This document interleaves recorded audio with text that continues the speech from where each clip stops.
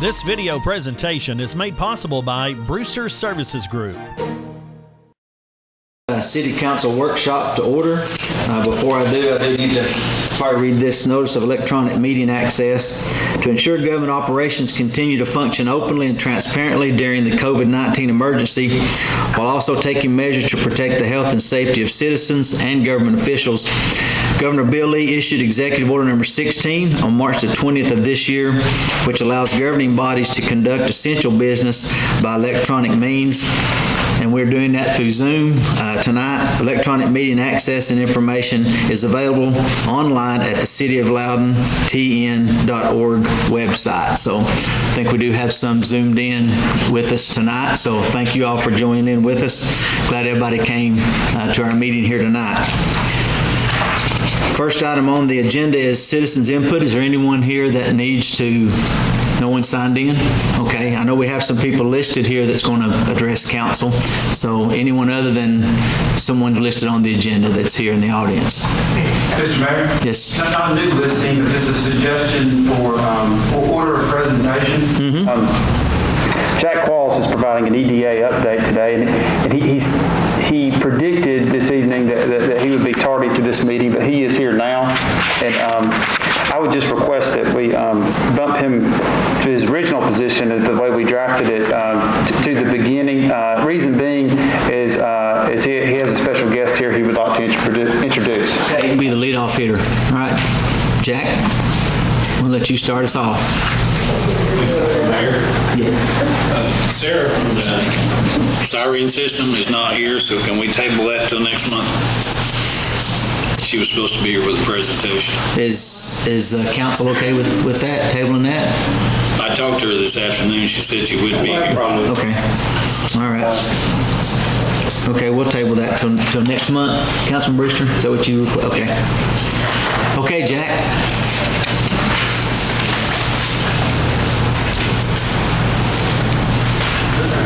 Thank you for having me this evening. Thank you for adjusting the schedule. I'd like to bring up this time Alan Garrison with Monkeytown Brewery. I know this has been a real team effort with a lot of folks in the city to really, come on up, Alan. Alan's with Monkeytown Brewery, and Alan is coming to Loudon, I guess, so to speak. And so with that, I'd just kind of like to turn it over to him. He's got a place down in Dayton and some other places around, but this will be a real asset to our community. And just want to thank him for all the time and effort he's put into this. So I know the mayor and Todd and a bunch of other folks, it's been a real team effort. So I just appreciate everything, Alan, and welcome to Loudon. I think we got something we want to show you in a minute. Where's Mayor? Did you bring that or no? Well, there's what it's going to look like. Looks good. We got you one up there. It's in the back of my. It's in my truck. People go get it. We're going to roll it out for you, but this banner that you see here will be hung in front of the brewery, the depot. So that'll be out front. Just that 4x8 banner. We'll get that hung up this week. That looks great. Yeah, that's kind of a new logo. It's not our original logo. We've been in Dayton 5.5 years, and so nobody thought we'd make it in Dayton, much less 5.5 years. So, but it's been great, and then we have a place in Kingston, Old Capitol Public House, which I'm trying to sell. Anybody wants it, they make me an offer. And then we have Uchi Grill and Brew House in 10 Mile. So that's a seasonal only business. And then it's kind of got delayed, and these guys were really instrumental in refocusing and getting me back on board. I ran across a building in Chattanooga that I couldn't turn down. So we're expanding to Chattanooga in the next couple of months. And so then as soon as that's open, and that's not going to take a lot of time, then we'll be here and we'll get this open. And we're a nice place. We don't we're not cheap, so we're not a cheap bar people come and get drunk at. So we're a brewery. My son is my partner and makes all the beer and makes every kind you can imagine, and it's anyway, we're right now in the entire state, you look, there's only 2 breweries in Nashville that have higher beer ratings than we do, and that's just by 1 point. So Southern Grist and Bearded Iris, which are huge, they have 4.12 ratings, and we're 4.11, and nobody else that we know of is above 4. They're all in the 3s. So very proud of my son. He's self-taught, started brewing in college in my basement while getting an English degree. So pretty proud of him. And then 2 of our other children help out in the business. We have a brick oven pizza in Dayton as well. So, but anyway, we'll have our own craft beer here. Haven't decided yet if we're going to brew here or not. We're about to expand our brewing capacity in Dayton. So I think we may bring our it's 3 years old, it still looks great, brewing system and put it in the original terminal with the high ceilings and put it in there, and so it'll look great. And just, we'll have a family atmosphere as well. I mean, there'll be the part over there where obviously people will be having some beer, but we're not going to be a bar. We're not going to have cocktails or anything like that. They can go to the beautiful old inn and other places for that. I don't think we're going to step on anybody's toes from a competition standpoint. We never look at it that way. We always look at it as we'll add another reason for people to come to Loudon. So, and go to different places while they're here. So we're not competitive people when it comes to that. We really want it to be a community spirit, and we want everybody to do well. We want multiple reasons for people to come to Loudon, just like we did for Dayton, and we get a lot. I mean, it's about 70%, 75% of our business now drives 45 minutes from Chattanooga just to come to Monkeytown. So I have no doubt people will be coming from Sweetwater and Lenore City and Tellico Village and Yes. Right?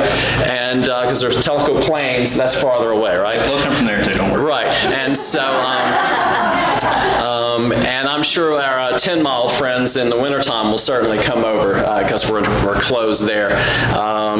So anyway, we look forward to being in Loudon. Thank you for having us, all the gentlemen that were very instrumental in that, and we're excited. And basic food, not going to have a huge operation. It's going to really be quick serve type stuff. So you come in, you order your beer. We'll have soft drinks too, and you can go have a seat and or actually order your food, and we'll make it and bring it out to you. So it'll be nice, quick, and nice, clean fun. So His wife makes a good gelato too. Absolutely. she does, and we'll probably do some of that there too, and have a little fun with that. She has amazing flavors that you don't get anywhere else. Like birthday cake, which I just like everybody to give Alan a hand and welcome him to Loudon. Thanks, guys. Thank you, Alan. You may step here from other two, or you may come back. Go ahead. Hey, Jeff. Yes, sir. Sarah showed up. Okay, we'll put it back on there. The next project there is the spot safety project on I-75. That was the project that I've gone back to TDOT since we had our initial conversation at our last meeting. Explained to them that we had been somewhat promised this, and have asked them to reconsider this. You have a resolution that will be coming in front of you, I think at some point, that basically says that the city is willing to put some skin in the game, so to speak, to have a contribution to get this traffic signal put in. And so we've always agreed with that. We've always said we were willing to give some money to put skin in the game to actually get to the construction point, and I think that TDOT's willing to accept that. It's being reviewed right now by TDOT. So. Any questions? I think it got pushed back not by anybody's doing here. It just just got No, lumped in the with another funding project? spot safety dollars are different. You know, TDOT's got several different buckets of money. This was a bucket of money that they had. The money's got reallocated for another project. They said that they would do this project along with, like I said, the I-75 widening. It's probably not going to happen in my lifetime. I know that there's a need for this out there right now, and so we're just asking them to honor their original offer. Okay. Any questions? When do you expect to hear? I expect to hear from them after we send them the resolution. Which I think we've already discussed and voted to. We can have that next month. Okay. That'll be before you, for your consideration in 2 weeks. Okay. We voted on that last year. I know To we send that voted resolution. sometime. Is that one still not valid? Will this be a different one because maybe some money being allocated for it? We allocated the money last year too for it. Yeah, and looking back at the minute books and the records, I think it went as far as a workshop consensus, but it didn't actually migrate to the regular meeting formal vote. And that's what we will accomplish that this We'll month. finalize it in 2 weeks. Wasn't the- Official. Wasn't the money allocated in the budget that you passed out? Is it up to $80,000? It's $60,000 matching dollars, yeah. That is not in our current budget But it was in fiscal year. but it was in last year. I was not involved in that. Okay, well, we'll make it official in 2 weeks. As long as we can get it done. Yeah. We appreciate that. Yes, sir. Yeah. Next one you got? The next one for your consideration was the industrial Sugar Limb traffic signal. That's the item I brought at the last meeting. There we go. So if there were some questions or concerns, I wasn't able to come to the last, I was at the workshop, I wasn't able to be present at the meeting, so I just come back tonight to see if there's any questions I can answer. I guess my biggest question Jack answered, I asked him just about those power lines there. There's some TVA power lines, I guess, there. That's right. gonna have to be- Those are not specifically with, they're part of the project, but not this grant. Okay. Down the road, that'll have to be addressed. That'll be addressed with the business and with TVA. Okay. What bucket is this coming out of? The state industrial access bucket. No matching? Yeah, there's matching dollars. It's mostly for utility right away. I think the cost was $183,000, so up to 50% of that. That could change depending on once they actually, what you got in front of you is just really a quick concept plan. Once they get into the engineering and looking at it, then we'll really have a better understanding of what those dollars are. But that's kind of what we're expecting at this point. Okay. Like I say, Jack wasn't able to be here. If there's any questions, that's why he came tonight. If anybody has any questions about this specific project. It just bothers me that all of a sudden the traffic light on 75 disappeared and this one's popped up. We need this traffic light. It's just something that don't make sense. Because I know it was a green light for the 75 traffic light southbound, and I know we voted on it. Well, industrial access grant money, you know, you've got a project looking to spend a couple, I don't know, $30, $40 million to make this project a reality. So that's why TDOT probably is spending money to assist with that development of that project.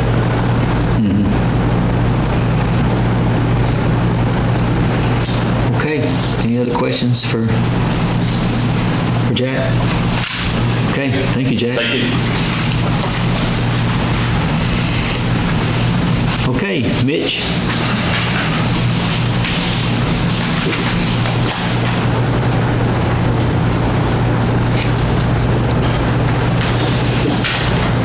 Hello, everyone. Hello, Mitch. My name is Mitch Miller, and I am from Loudon, Tennessee. I currently reside in Decatur, Georgia, but I was born here at the old Loudon Hospital. I went to Loudon Elementary, Fort Loudon Middle, and Loudon High School. My mother lives over here on Mason Lane. I became interested in computers at a pretty young age and continued that on through high school. I had a reputation of sort of the whiz kid with the school. And so when the state attendance program was broken, I got called to the office. After some time here in Loudon doing various things, I attended UT. Last couple of years of high school, I was an intern at LUB, worked with Bill Watkins. I graduated in 1990 alongside some shady characters like County Mayor Buddy Bradshaw and School Board Member Scott Newman and my big friend Jeff in the back. I left Loudon for other opportunities. I worked at UT in the computer labs. Been around since the beginning of the internet. I helped beta test Mosaic, which was the first web browser ever. That was in 1992. I had broadband internet in 1991. If anybody's interested in that, I did a big speech at the LUB meeting about fiber optics. Handled some of the earliest video conferencing in 1995 for UT Distance Education. I worked with a private company in Knoxville that sold fine cigars online. It's one of the very first e-commerce sites of its kind. I learned Cisco wide area networking, which took me to the banking industry in Charlotte, North Carolina for a while. In 1997, I joined a company in Atlanta that revolutionized remote cardiac monitoring. In 1998, at the age of 27, I installed the first servers at WebMD.com at a data center in San Jose, California. I've installed equipment in data centers in Amsterdam, Atlanta, Chicago, Hong Kong, London, Silicon Valley, New York, Miami, Vienna, Virginia. I visited India, and I managed a development team of 300 programmers in Hyderabad at one point in time. Technology has given me the ability to travel the world.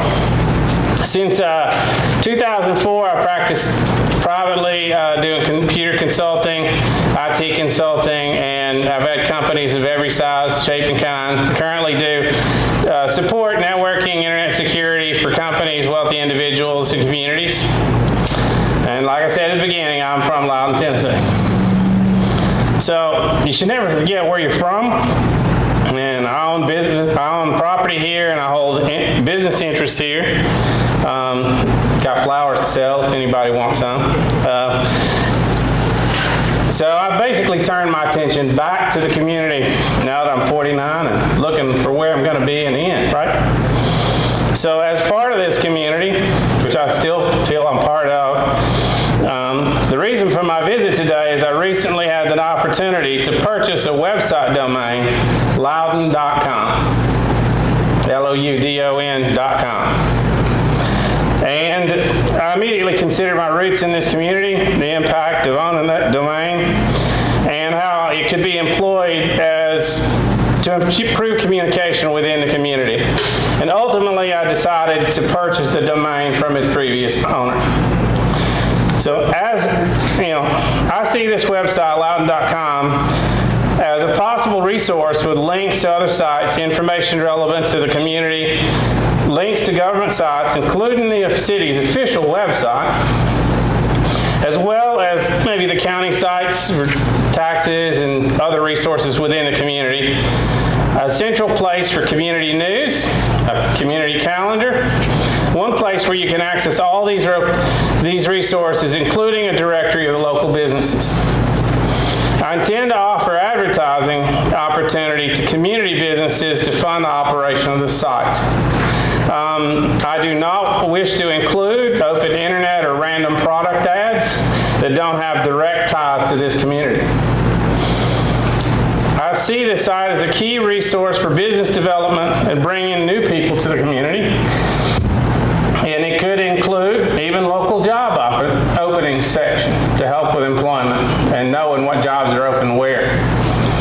The possibilities are limitless. I want to build a site with information people want and provide an easy way for people to access this information. Loudon.com should be pretty easy to remember.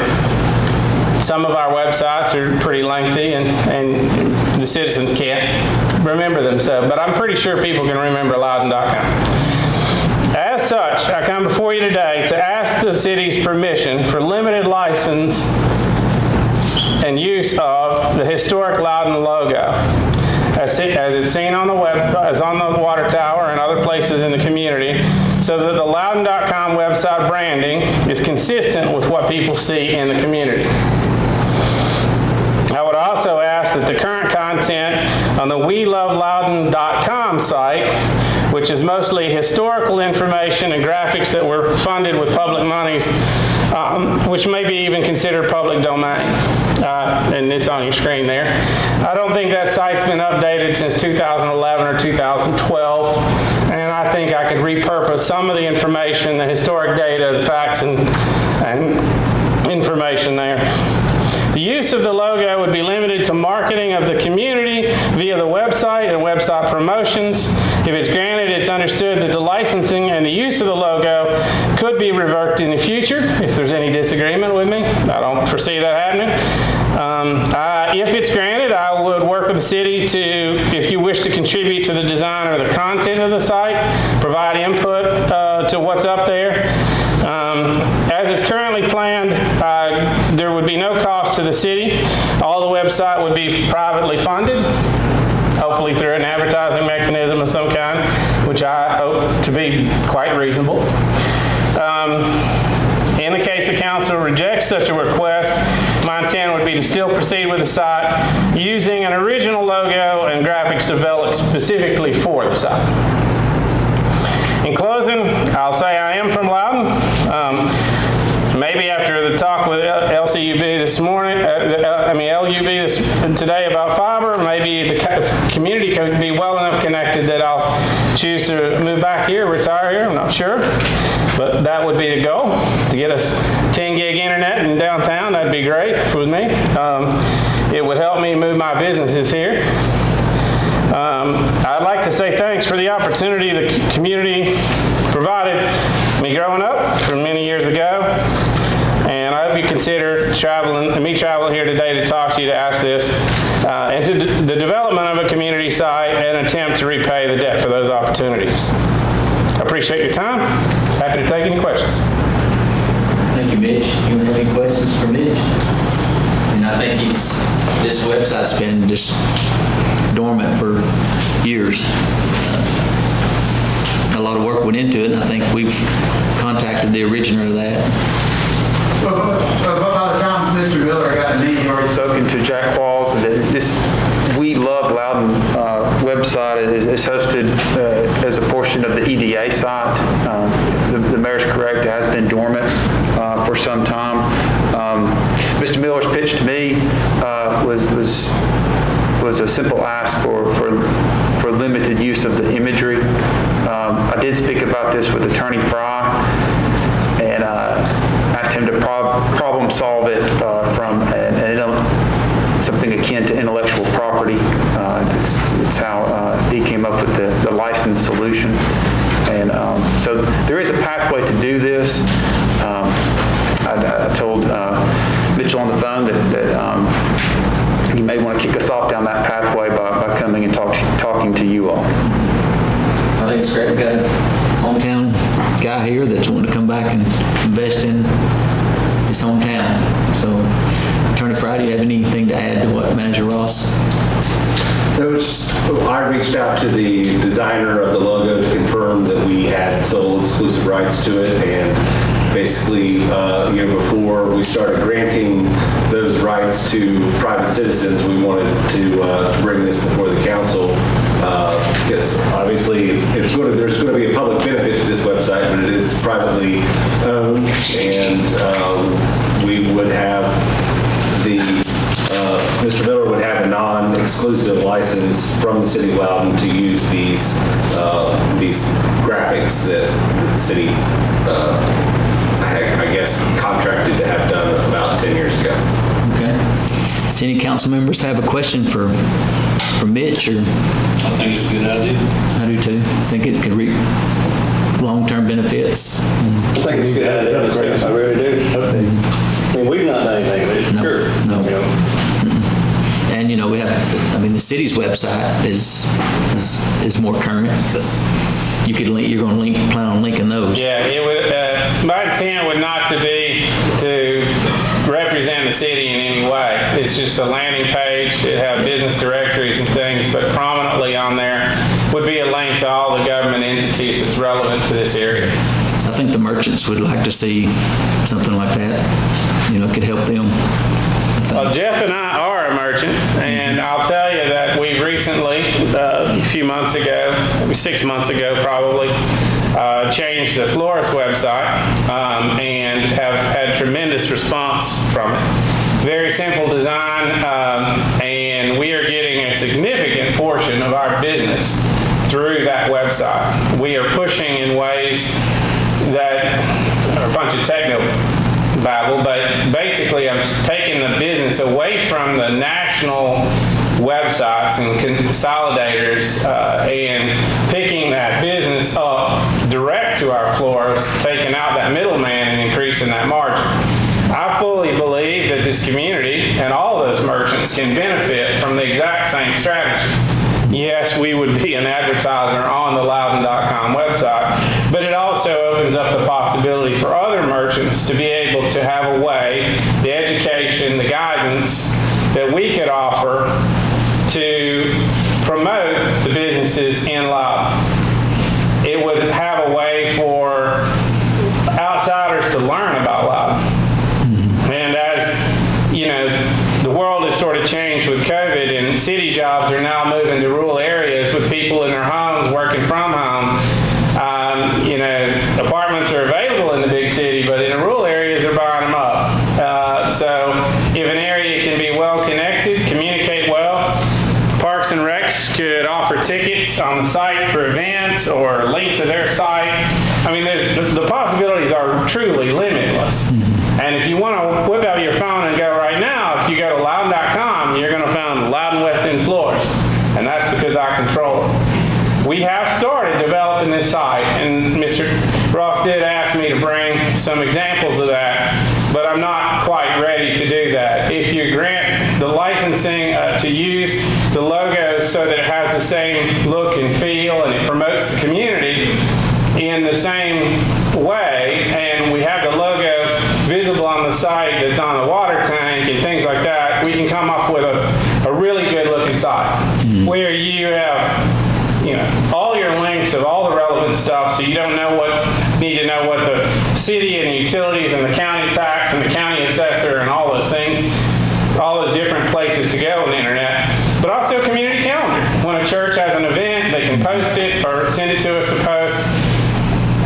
Chip's offered to provide some news and community updates, and you know, we need to communicate. We need one place, and every entity that you talk to has their own charter.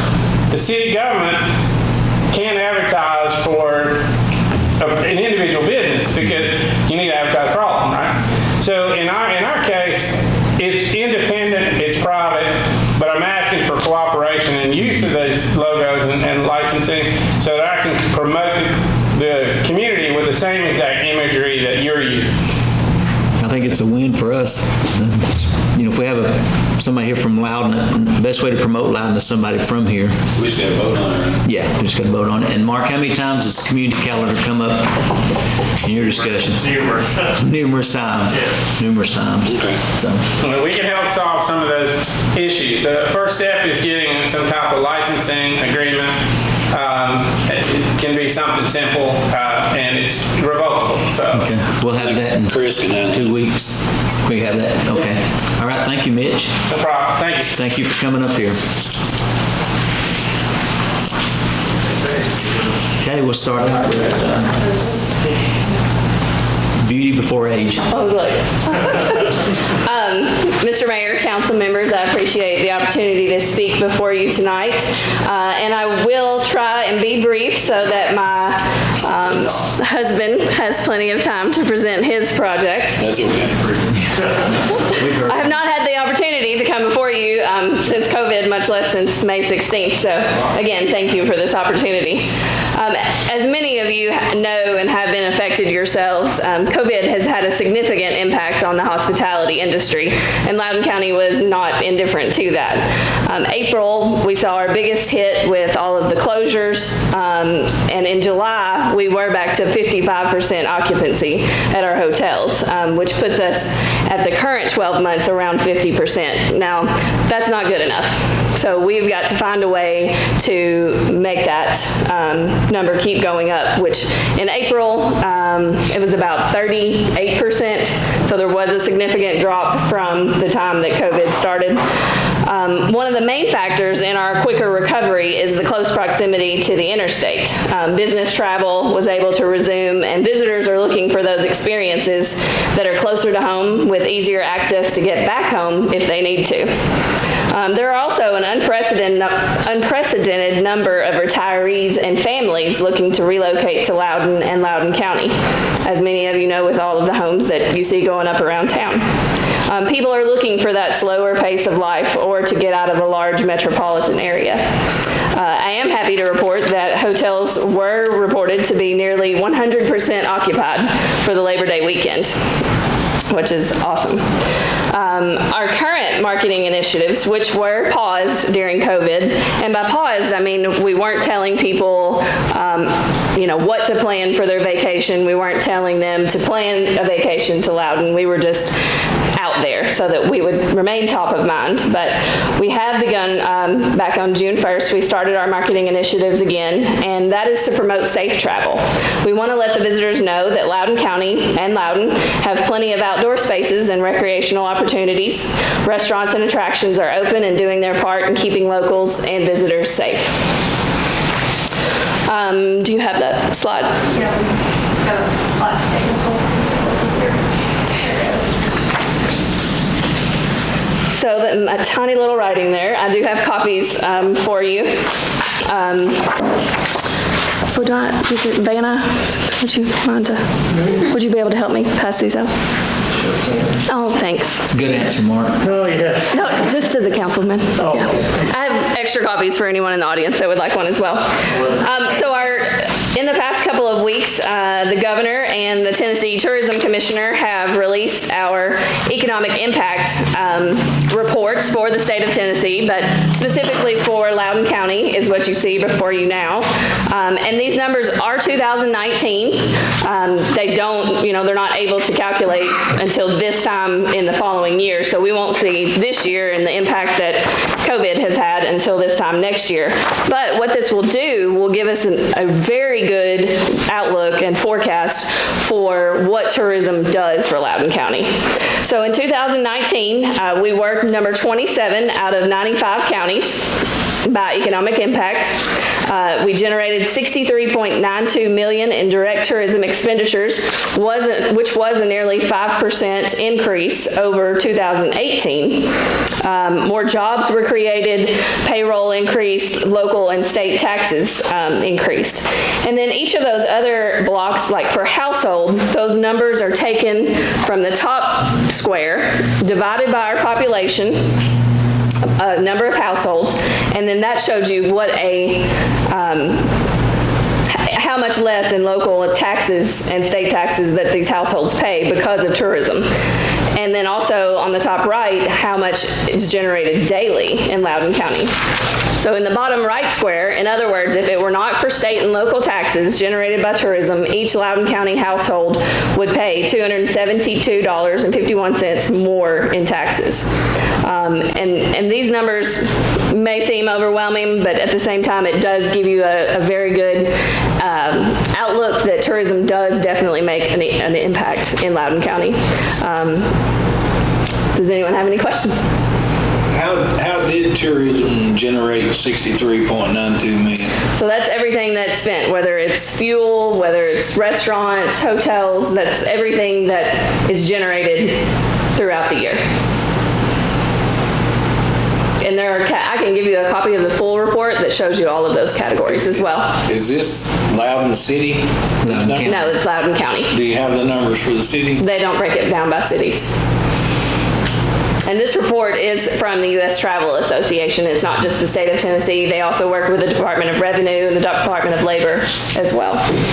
One reason we asked Rachel to come was, we contribute, the city contributes to the tourism department and visitors bureau, so we, so it's your opportunity to ask her a question, what do we get, what kind of return do we get on our investment? And we want to be fiscally responsible with your dollars, and that's what she's here to answer and to kind of give a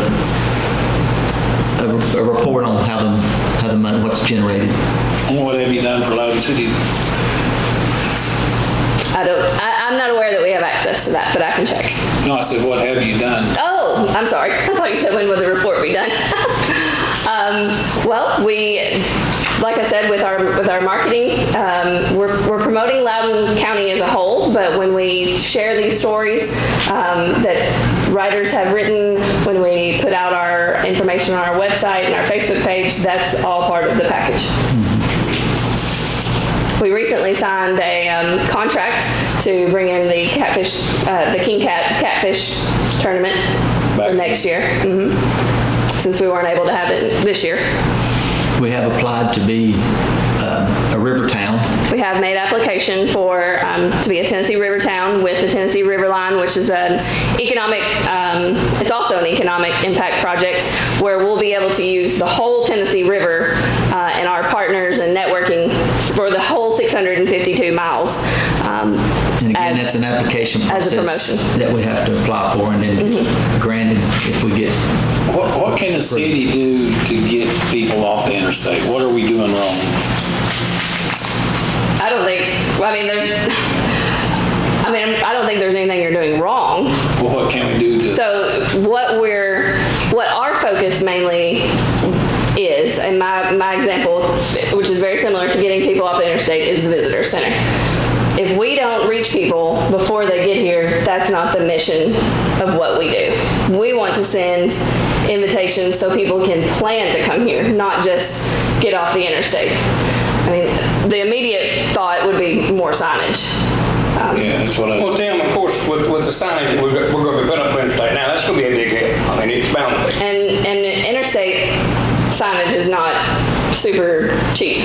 No, I know. The blue sign that I think that y'all are gonna maybe look at, those are much more affordable than billboards, and we're looking at some billboard opportunities right now, but there's not a lot available. Well, what can we do, and I've asked Jack about it, what can we do, and I've asked Rodney Grugan, this is a perfect exit for the Dragon. I mean, it's a straight shot to the Dragon. Why are we not advertising that?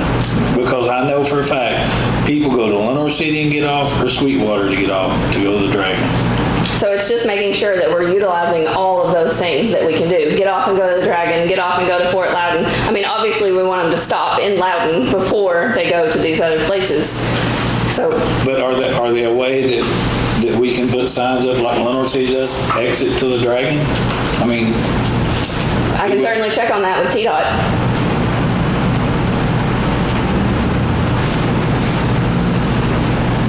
Again, competitive market, Tim. Yeah, I know, but this is the exit to the Dragon. That's what I'm saying. I realize that, but it's how well we sell it. Right. Well, like Rachel said, you'd want them not just to pass through here, but give them a reason to stop as well. Yeah. I just don't think we're pushing the interstate. I think the signage will make a difference. I really believe it will. I'm confident it will. I just think we need to put more money to get them off. That's what it ultimately will take. Yeah. I mean, when you travel on the interstate, say you're not in Loudon, you're in Illinois. You come on an exit, you won't know what's there. If you can't see what's there, you don't get off because you don't know what's there. You know what I'm saying? Yeah, you need to know before you get to that. Right. I mean, you don't make that decision after you get off. Which way am I going to turn? What am I going to do? And whether it's 72 or 76, I mean, both roads lead to downtown. There's different offerings for each way. I just think that was, something we should have never quit doing.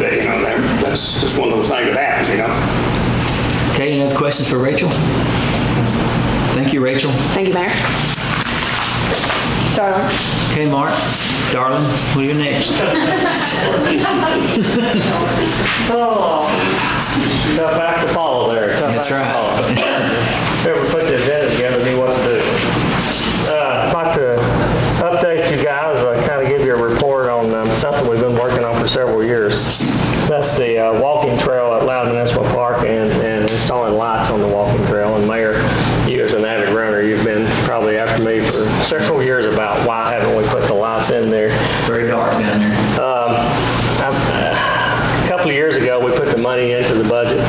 proceed with this project. Things came up, we just didn't get it done. We spent money in other areas, and so it kind of got put on hold. And then last year, we budgeted the money to put the lights in. We contracted with Urban Engineering out of Knoxville to do the drawings and come up with a plan on what type of lights, where to locate the lights, and so on and so forth. Urban put the bids out. We had 7 electrical companies to come to a pre-bid meeting, and we were very excited to have that many companies to come in with all the construction that was going on this early summer. That was a pretty good turnout. Didn't turn out as well as we thought it was going to be, though, so the project came in much higher than our allocated amount of money that we had planned to put into this project. So after some discussion and once again kind of having a letdown, I met with Manager Ross, and we said, well, let's meet with utilities, and the utilities electric department's really been working well with us and doing some things for us and helping us out. And so myself, City Manager Ty Ross, Bill Watkins, Travis Williams, and Aubrey Cable sat down and put some facts and figures together and came up with their own engineering and different design than what Urban had done, and worked out real well. The initial cost from the engineering when we done it with Urban, the lowest bid we had was for $86,500. I'm sorry, $78,775. We went to it as contract for labor only, and then the Loudon Utilities would buy the material at their cost and then bill the Parks and Rec for it. So we, Loudon Utilities advertised for bids. They had 2 companies to come to the pre-bid meeting. I'm sorry, I think they had 4 companies to come to the pre-bid meeting. 2 companies did bid on the project. And one company, Piney Ditching, was the lowest bid of 2 that did submit bids. And they came in at $24,600. Now that's labor only. Once we put the material together, Aubrey worked on that for a couple of days to see what that was going to cost, and we came up with a figure of $46,886. So a savings of a little over $30,000 was by doing it in-house, basically. The contractor that we hope to award the bid to, he's worked with Loudon Utilities for several years. He knows our system. He'll be a pleasant contractor to work with because he has worked with us for several years. We're here tonight to ask. The money's allocated. The money's been there again for 2 years, two budget cycles, and we're under budget with this project so far. But while we're under budget, we're taking some of the funds that are available there and changing some of the other lights in the park, such as parking lot lights. We're removing the ballast, straight wiring those, and putting LED bulbs in those fixtures, which is much more economical, and they last much longer to do that. And so that's been at about $3,500. We're going to look at doing the amphitheater, probably be in the same range. So we'll probably use all the money that's allocated for this project. But the only holdup we've had so far is the electrical poles, or the light poles, have been on back order for about 12 weeks. They told us it'd be about 12 weeks before they would be delivered, so we're expecting those any day. I think I talked to the contractor today, and he said he's pretty much ready to go once he gets the go-ahead. So, and the liking of Jeff Trout, and we hope to have these lights up by Christmas. These lights will also be equipped with plugs on the bottom of the pole, so we can decorate those for other occasions, not only Christmas. We can have seasonal events at the park and have a walking trail around the park. So that's a big plus for these. If you know the ornamental lights that are downtown, they have a plug in the top. It's kind of complicated unless you have a ladder to get up there to it. So this will be much nicer with the plugs at the bottom. Again, it's great news. I think that this project should proceed, and just answer any questions you may have on this, and if not, we'll put it on the agenda for approval next 2 weeks from now. You did put that in your budget for this year? Yes, sir. Okay. Did we already buy lights for that one? Yes. We did not.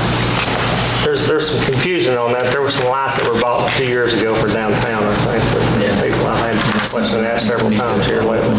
Someone need to follow up on that. Yeah, thank you. Yeah, I was going to bring that last up. week. So It's just great to see the departments working together. Yes, it's been huge.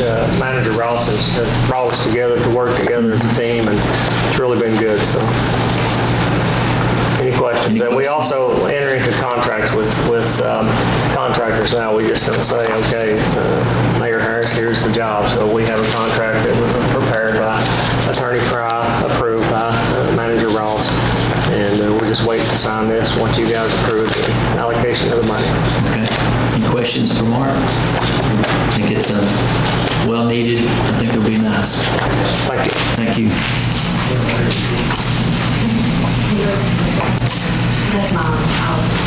Okay, next item is Fire Department Vehicle Exhaust Grant Quotes. Yes, our Chief Brubaker is here. He's spoken about this before. This is a high priority safety project of Loudon Fire Department, is to remove the exhaust from the trucks and exit it from the bays. It's a $70,000 grant secured by the fire department. Chief Brubaker acquired quotes to the installation of this system, and he is recommending a company that's a couple $1,000s off the low bid, but it's a Tennessee company that's in close proximity to Loudon, which we think can aid us in the future with the service repairs and whatnot. And that amount is $67,430. It's exhaust delivery innovation. And the city's match or contribution to this project would not exceed $3,333.33. How many years you been trying to get this, Chief? At that grant alone, probably 5 years. 5 years? Yeah. I know it's come up before as far as discussion. That's a good job getting the grant and getting it this far. Any questions for Manager Ross or Chief Brubaker? Okay, I guess we'll see that in 2 weeks as well. Next item is the Loudon Police Department siren. We'll put that back on the agenda. Correct, Councilman Brewster? Okay. Chief Webb's out of town, but I think Sergeant Bill Evans is here to fill in as well. Obviously, I'm going to defer to Sarah. She's the expert. Oh, okay, she goes first. Okay, all right, let's let her go first then. Well, Nicole's being a champ here with uploading a few documents that we revised for you, so I appreciate Councilman Member Brewster here for working with me last week over the phone and through the weekend with working through some of these revisions that you all have asked for. And I appreciate Chief Webb just being a champion for this project. His communication and his heart for this community is really telling, and I appreciate him leveraging this forward as much as he has, and hope he's enjoying a vacation right now. With this quote here, with this proposal, we're really excited that with the number that is approved, we were able to work that fourth siren in there and add that solar upgrade as requested. We were also able to add 5 years maintenance and parts with this, so you have a real turnkey solution. Year 3, we've included the battery replacement for all 4 sirens. And this includes the installation and software for each year. Yes, if you want to, yep. We re-looked at this and relocated them to where we know for sure that we're going to have full coverage all over the city of Loudon. We had to move a couple of them, but I know people saying, oh, you couldn't even hear the other ones, but it was a test siren with not even the range that what we're looking for. Well, and I think, Nicole, I sent you 2 different images. Yeah. One of them shows the actual test coverage versus what we're proposing for you. So that really helps you understand the dynamic or the large difference there. And certainly, as Joe Collison, my colleague, had pointed out, as we go forward, really what's telling is these are real easy to place with the poles. So with our software, we'll be able to really work with the humidity, with elevation, with tree lines, with how the community's laid out to really make sure that we're putting these sirens exactly where they need to be to get those decibels needed. And in the radius that you'll see, and I know she's working on this for. The screen shares not working, is that the right? It will just unlock. Within that radius, it will be at least a 70 decibel rating within that radius. Outside, you'll still be able to hear it. We won't guarantee 70, but you'll still be able to hear it. So there is some relapse with the 4 sirens, but that definitely gets you all well covered. And certainly, you know, it's more of giving you the idea of the coverage, the overall coverage of these sirens. And, you know, again, once we kick in our software here, we can finally calibrate the exact location, but that gives you some.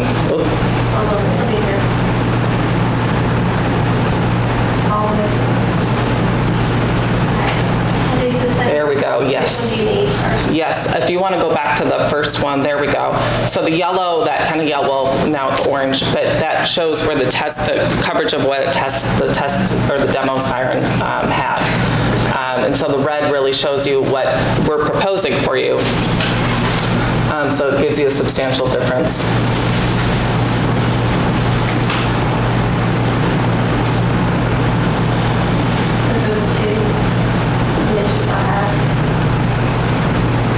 Once these are set up again, are we going to have another test with the location that you're pulling out here? So with our with the actual siren system, that's the demo that we have, the on trailer. That's our demo that we take across the country. So that's our one demo. When it comes to the actual siren system, like we said, these are engineered to have at least that 70 decibel rating within that red circle. So what you're seeing on that coverage there, it will be at least 70. Approved and be checked. It'll be for sure. We'll have Yeah. Okay.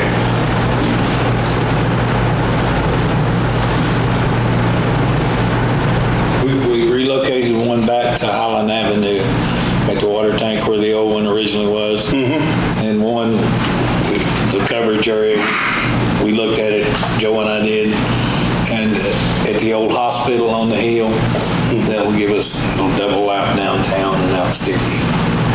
How far of a range will one of these? 6,000 feet. 6,000 feet. So it's about 4 square miles per siren.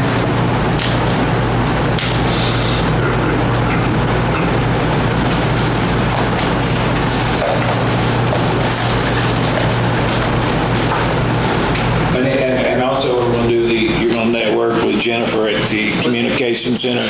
People will get, if we're going to do a test once a month, everybody will get a notification. This is just a test for the sirens. If something actually happens, you will get a notification of what's going on. They'll get a notification over the cell phone? Over the cell phone? Yeah, it's like a reverse 911. Yes, we've already worked with we've already reached out to the software that you're already utilizing through your 911 program. So we're trying to orchestrate that to make that happen. Jennifer said it's October. Good.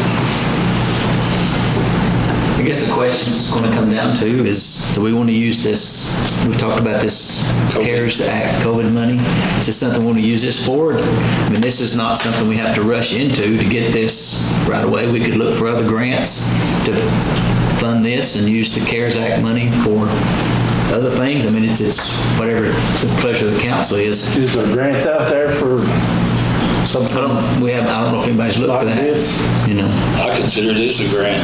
I mean, it is a grant, but you know, we have all kinds of uses we could use it for. There's no strings attached to it. It could certainly be used for this. It could be used to fund our medical insurance. Well, I think it needs to be in next year. Decided on the active need and the most necessity thereof. What we feel is most important. Yeah, I mean, that's what. And I don't know what else that we're looking at, really, honestly. I don't. I mean, I'm not heard anybody say anything about it other than that.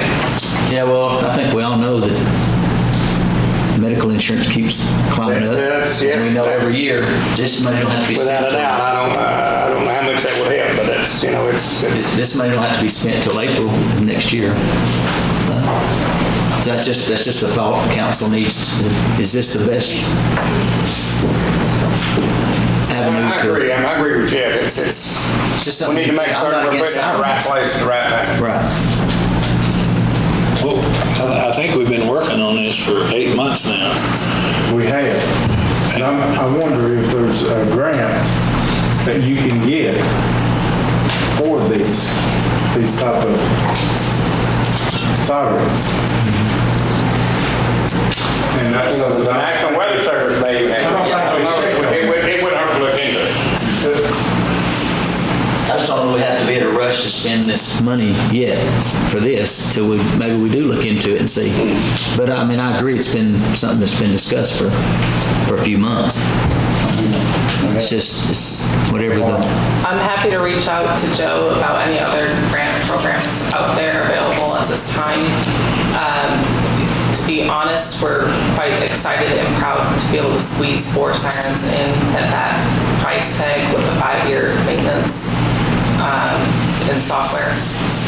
So that is a real good price for what we're doing, and it's a real turnkey solution.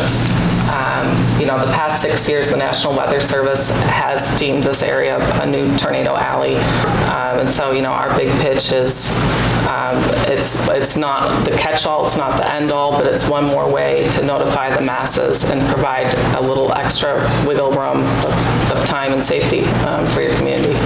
And I don't think anyone here is against the sirens and against the technology. It's just, is this the time to allocate the resources that we have here to do it? Or is there some place else we need to apply them? That's just a question. What's your take on it, Ty? You been off whack? I mean, this is a determination of level of service. It does fall into the public safety realm. It is a higher level of service than you're currently offering. What you have to do is weigh the cost benefit with your existing level of service and ongoing expenditures and increases there, and make that determination as to whether this is warranted or not. Councilmember Bivens, you kind of championed this. What's your thoughts? You kind of brought this out there. Yeah, I did champion it, and I still want it. And I think that this money was given to the cities and the governments to spend for their citizens. Medical insurance isn't for the citizens. And that's how I feel about that. So if our other option for spending this money is on medical insurance, I don't think that's right to the citizens. Yeah, I mean, that's one option. There's plenty of other options. It could be used for fire truck, you know, for help the down payment on the fire truck. Several other, there's no strings attached to it. That's just an ongoing expense we know it's going to come up again. But there may be another better idea. And this may be the best idea the council, and that's fine too. You know, we went this far with it, these many months, wanting it, and all of a sudden we got free money, and we was wondering in the past how we're going to get the money to do it. Well, we've got it now. It would benefit our citizens, because if we don't do it and something happens, it's going to be, well, they wouldn't do it, you know. And we do have a lot of bad weather, contrary to what some people say, but we've been on the verge of many tornadoes and downbursts. I mean, this money could also be used for help for the red light on 72, for signage out on Interstate that we've talked about. I mean, you know, it's just a matter, as Manager Ross said, is this where we want to allocate the resources? If it is, fine. But we don't need to overlook some other opportunities if they're there. That's my only point. When we started this discussion back a few months ago, that was one of the questions I said. Is there anything else that we could use this money for that anybody's interested in? Nobody had any information. Nobody had any input on that. So then we procured a company to do some work on it, and now we've got more ideas for it. It's a little frustrating. I know it's frustrating for the company. So. Well, I think the whole discussion started about trying to get the old ones to work, and then we wound up, you know, trying to get them to work, and now we're $158,000. We've attended additional training with the state and the comptroller's office, and what happened is the governor in Nashville changed course in midstream and opened up these dollars for other uses. There were strings attached, now there's no. There were strings attached, now there's no strings attached. Well, it's something, it'll come up, I guess. Well, we can't vote on it now, so I guess we need to see, put it on the agenda and see how it votes. And then if there's another option somebody wants to make a recommendation for, then they can do that. Or this, either one. I will say, Mr. Mayor, that the $158,000 does, the siren itself, the sirens themselves take the bulk of that. The sirens themselves will last you a good 20, 25 years. So it is a solid investment when you're looking at it from that standpoint. The actual maintenance is minimal, and same with the software, but that's for the next 5 years. So within that 5-year window, I'm sure we'll be able to come up with more funding to carry on forward with the maintenance for the following 5. And Chip had a great idea for the old sirens that are no longer refurbishable. I should have mentioned that in my presentation last time when I talked to council. I'd like to see the 2 old sirens that we have made into an educational tool or a museum piece for showing kids. This is the older technology, and now we have the newer technology, so maybe they can be put in a park or made accessible somewhere where folks can see them. I mean, I think that can be done for virtually no cost. Okay. Any other questions? I think it's been a good discussion. I think it's definitely, I appreciate the work everybody's put into it. Appreciate your company's work as well. Thanks for the quote, and we'll discuss it and vote on it in 2 weeks. Sergeant Evans, you have anything to add? No. Okay. Okay, Loudon Public Works guardrail repair.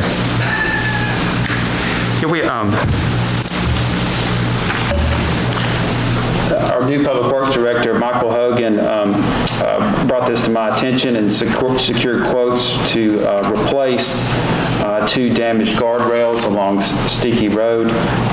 There's always been a keen interest on the part of this council with road projects, and we just didn't want to do anything behind the scenes without airing it out before you all. Again, it's a significant piece of our Sticky Road infrastructure. It's been hit a few times, I believe. That's an understatement. Yeah. Did we file an insurance claim on these when they had the accident? And Bill Evans, Sergeant Bill Evans is here from the police department. I did inquire with Chief Webb whether there was an accident report available with any accident connected to this locale, and we didn't have any. None was found. No accident was reported. So the 2 quotes are listed in our handout, so you can see the quotes there, 1925 and 1700. Any questions? I think it's needed. We got to fix them. I just don't know if insurance companies or the vehicle owner pay for that. Okay, any other questions about that? Thank you. Okay. Next item is USDA funds for paving. Yes, Jackson Thornton, specifically Rod Ballard with Jackson Thornton, presented at your last workshop. He has been engaged to perform a feasibility analysis. There was some question during the budget process of whether the city could afford the debt service associated with a $4.2 million paving loan to pave approximately 26 miles of Loudon streets. And so we had a third party. We had an independent third-party analyst review our budget figures, make certain assumptions, and then project into the future as to what this debt service would do to our fund balance. And he has a positive report. This is something that will not have a negative impact on fund balance. you have any specific questions about his assumptions or his projections. And that full report was emailed to everyone prior to the meeting? Yes. So everyone had access to that, to look at it before. You can do video settings and legacy box on there. The where it says talking, you can change it to a single box.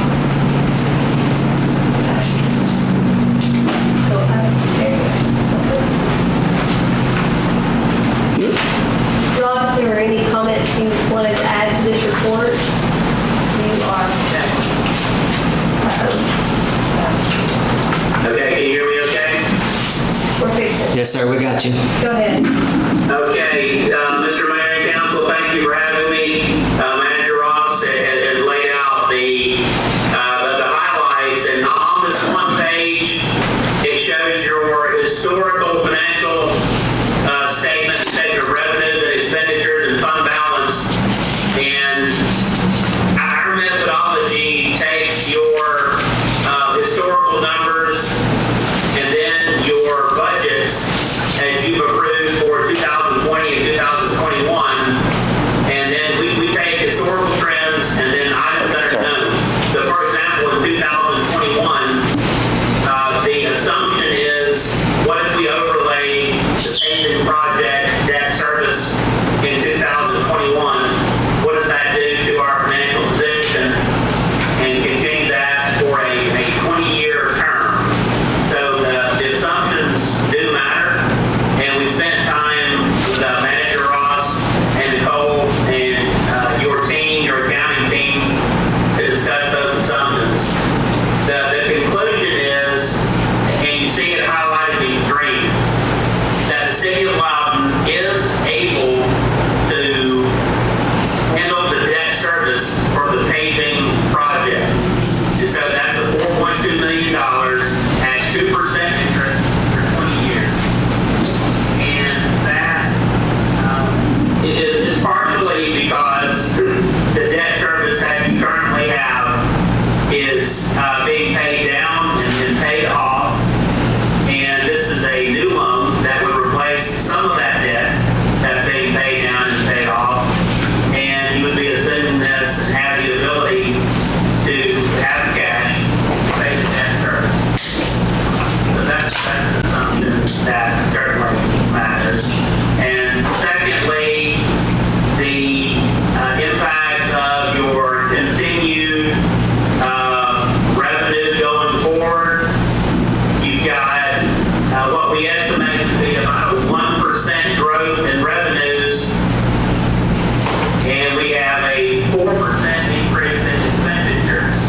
And so that's cost of living increase. That is some planned projects that you already have in your budget as well.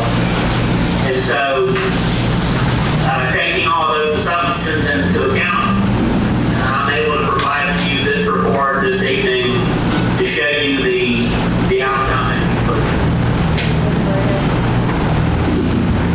Thank you, Rod. That's good information. So as you can see, we will not be dipping into the fund balance with that, taking on that debt service. Yes, sir. You also ran the numbers on the rec center too. Right. And as you can see, I think we see a difference there. Yes, sir. I did, and using the same assumptions that you see with the paving only, we added the additional community center estimate of $5 million, and we did a slightly longer term, 30 years, but that term also comes with a slightly different interest rate of 3%, and we put that into the projection, and so you see the difference in red. We now have some negative or deficiencies that occur in 3 out of 5 years, and we would, even though the forecast period is only 5 years for this purpose, we would expect that to be negative in future years as well. So that would be indicative then of the need to generate more revenue from other sources. And I think part of the conclusion there would be we would not be able to combine both of these projects and without dipping into fund balance and it would be creating a shortfall. And so then my recommendation would be to circle back to determine what our target fund balance then would be and take this deficit and compare that to our targeted fund balance, and that would show you the true revenue shortfall, which would then let us figure out what those options are, and if those options are increasing the number of pennies out there that you would need, that would help us determine exactly how much that is. It was helpful for us to work with your team. They provided us everything we need, very professional, a lot of great information from them, and it allowed us to do our forecasting based on those assumptions. And so now you see the total picture here on one page. So with the new numbers you ran, how many pennies are we talking about now on those numbers? So what I do not have in here is what the council would consider to be a targeted fund balance. So in other words, we know we don't want to have a deficit, but we also don't want to wipe our fund balance or our annual excess down either. So I do not have a great answer for you right now on the number of pennies there. And Manager Ross, I know we had talked about under one scenario, potentially 10 pennies is what I had stated at the last meeting. So I still need to do a little bit of determining how to take with that number. But with the paving only, there's no tax increase, correct? No, adding on the community center invites a discussion on how comfortable we are in watching the fund balance shrink. What is an acceptable number in our minds? I know a best practice in municipal government, is there's a Mendoza line, so to speak, that you don't cross of 3 months reserve, but we have to just decide what that threshold is for us. Similar discussion we're having on the healthcare front. I mean, I'm not comfortable dipping into the fund balance. About the rest of the council, especially 3 out of 5 years.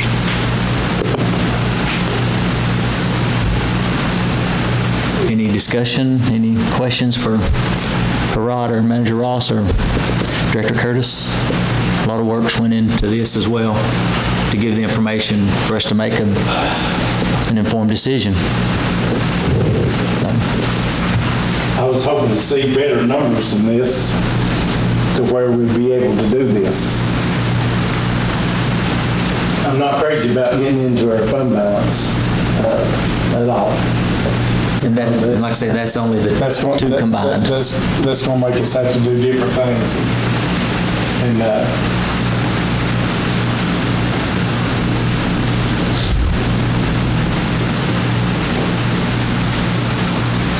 we definitely need to pay. We've got to have pay. Well, we've been promising Rec Center for 21 years. I've been there and done that. I was on board at the very beginning. We had no paving over 27 years. So that's true. We've got that paving. Got that. Any other comments or discussions?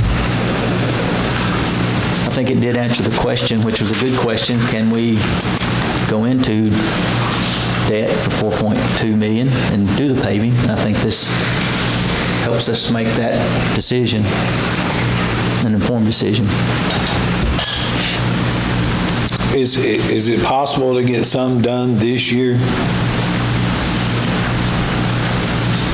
I know we talked about it. I don't know what the loan process, how long that takes. And sure, it's possible. I think once we can get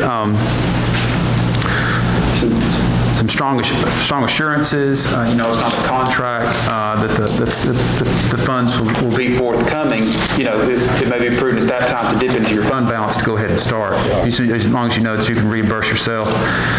We are meeting with USDA this Wednesday to talk about timelines. But we wanted to have this meeting first, just to gauge. We wanted to. We know this was discussed at the budget, but there were some questions. We just wanted to provide adequate assurance that the projections were up to snuff in terms of our ability to service this debt before we, brought a loan closing to you. And there is some discussion with the utilities as far as the roads where we start, making sure the infrastructure's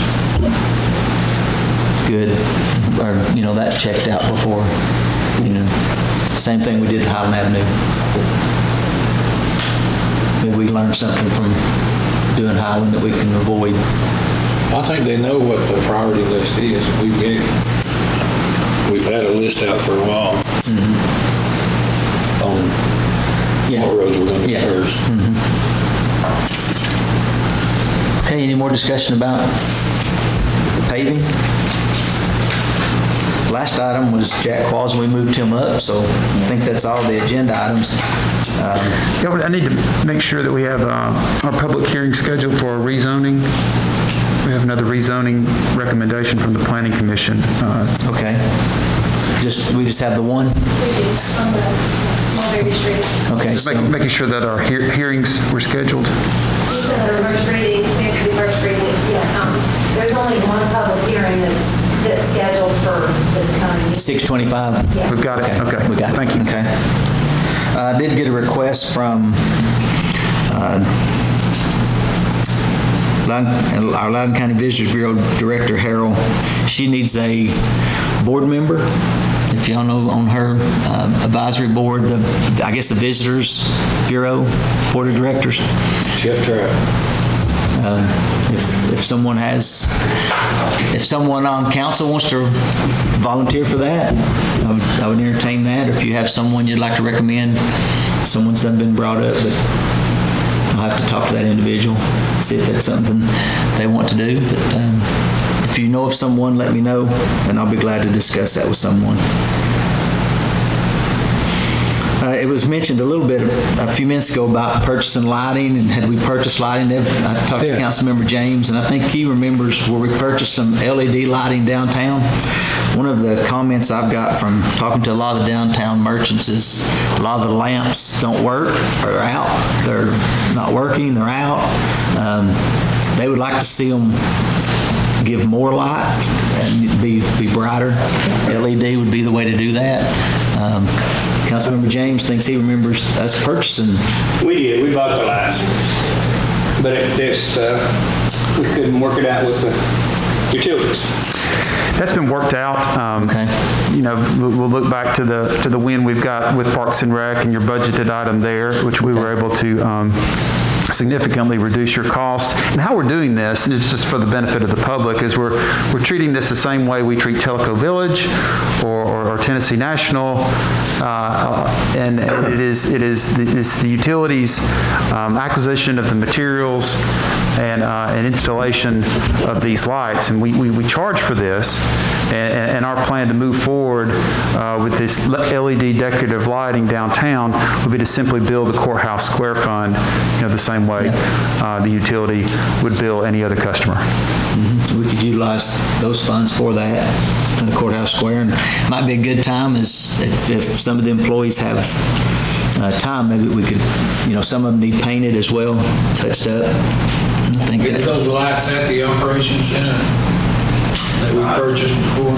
Some, but not all. I mean, these are 77 different locations, and we don't have all of them in stock. What we'd like to do is build this project out for you, and then bring you some dollar figures that you can weigh against in your courthouse square fund. Okay. That's just from talking to the merchants. If you spend any time talking to them downtown, they'll tell you lighting is one of the big issues. It's dark. Right? Okay, that's all I have. Tammy, you have anything you need to bring up? No. Tim, any issue, anything? I've got our benefit committee that's been meeting for the last 4 or 5 months. We met on September the 9th, and we've got some options that Trinity is going to bring back to us.